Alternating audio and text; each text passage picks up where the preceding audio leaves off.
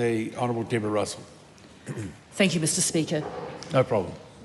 Mr. Speaker, that is a government full of facile slogans and empty rhetoric. It has words saying growth, growth, growth. It says it wants growth. It tries to sell growth. But frankly, it is a cargo cult government. It thinks if it says the words, then it will just happen. What are their big ideas about getting growth growing in our economy? Import some rich people from overseas. And that's it. That is it. That's the way they're going to try to accelerate growth in this country. What is their other big idea? They're going to have a slogan saying, everyone will go.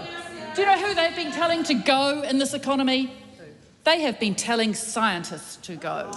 That is the people they have been telling to go. You know, if we want growth in this economy, it needs to be strong and sustainable. It needs to last for a long time. It needs to come from our innovation, not from rhetoric. They've talked a big game about supporting science in this country, but what have they actually done? The science sector is in turmoil. One estimate from our own scientists is that around about 500 jobs have been lost in science since that government came to power. 500 jobs across all parts of the science sector. Some in science, some in NIWA, some in the Department of Conservation, some in MB, some in MPI. There is still no science advisor for the government. They do not value science. It's all words, but nothing actually happening. You know, they said that they've cut research funds for science, got rid of the National Science Challenges, got rid of the blue sky element of the Marsden funding, and while they're at it, they knife the humanities in the back. And then they said that their big idea was to reform the science system. And they had some grand ambitions for that reform of the science sector. They said it was that high-performing science and tertiary sectors are vital parts in the government's plan to rebuild the economy. And that's it. But what have they done? Well, when the Science System Advisory Group reported back, it advised that perhaps the science sector should be restructured into public research organisations. And it said also that Callahan Innovation should be disestablished and some parts of its activities were to go to other parts of the science system. We don't quite know where yet or how that's going to happen, but it's going to happen, they tell us. And 3 new public research organisations are to be set up by sometime in 2026.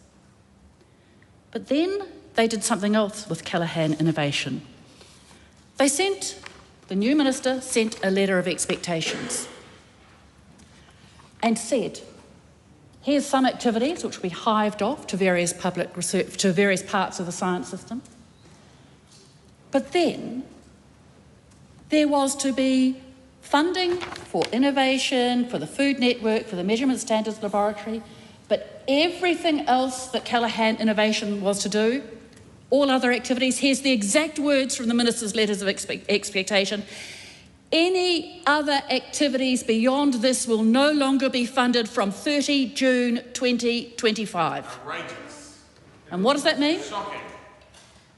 No new science organisations until 2026. Funding for activities at Callahan to stop by 30 June 2025. Science activities to stop. That's 60 to 70 scientists whose jobs are going at Callahan Innovation. And those are the scientists who work doing actual science. Industrial science for businesses who can't afford it themselves, who can't afford a huge science infrastructure, but they contract into Callahan Innovation. Those are the scientists who do actual physics, actual chemistry, actual industrial research for businesses. For a productive economy. They're not going to be funded beyond June this year. Those scientists have no option but to look for employment elsewhere, and in many cases it's looking to go overseas because there is no funding for science in New Zealand. We are losing our scientists. And that is the action of that government that says it values scientists. They might say that, but that doesn't actually happen. The reality is that funding for science is going.